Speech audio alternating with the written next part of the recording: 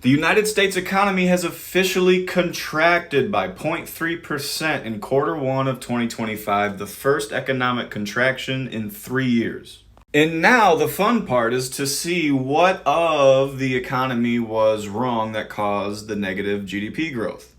We can see that the decline was driven by a large surge in imports, which is a subtraction from GDP. However, when we look at the main determinant of the United States economy, which is consumption, final sales to domestic producers, another sign of demand in the economy, grew at 3% in the first quarter of 2025. Also, the core personal consumption expenditures index, which excludes volatile food and energy categories, grew by 3.5% in the first quarter. Now, one thing to keep in mind is that Trump's tariffs didn't go into effect until April 2nd, so this quarter one report does not include the tariffs that were enacted early April. However, this is giving me a little bit of a warning. The decline was driven by a large surge in imports.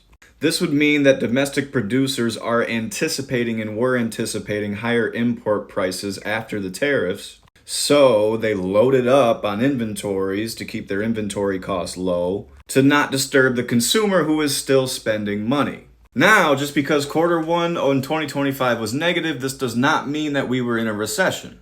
Just like back in 2022, we were not in a recession here because the quarter right after that, it was positive. And we need 2 consecutive quarters of negative GDP growth in order to declare that point in time a recession. 1 quarter of negative GDP growth is not a recession. So now what's going to happen in quarter 2? Because in quarter 1 of 2025, people were still spending money. And you might not also see the higher prices or shortages on the shelves from the tariffs because we loaded up on imports in quarter 1 of 2025. So inventories, I don't know, but I would imagine they probably rose in quarter 1 of 2025. So anyways, consumption might not go down too bad in quarter 2 because they loaded up on imports in quarter 1.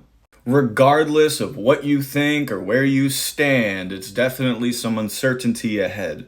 So maybe just be a little bit more careful as far as leveraging yourself here over the next 6 or so months.